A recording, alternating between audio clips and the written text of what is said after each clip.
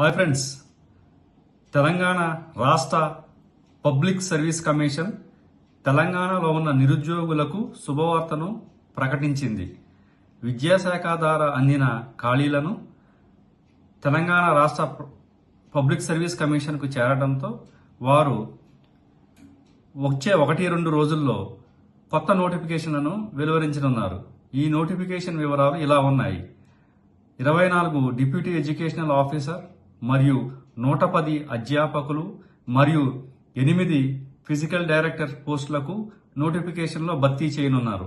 మీరు ఎవరైనా ఈ పోస్టులకు తగ్గ అర్హతలుంటే మీరు ఈ నోటిఫికేషన్ వివరాలను సుదీర్ఘంగా చదివి వాటిని అర్థం చేసుకుని మీరు అప్లై చేసుకుని మీరు పోటీ పరీక్షల్లో విజయం సాధించాలని కోరుకుంటున్నాను friends. Thank you very much.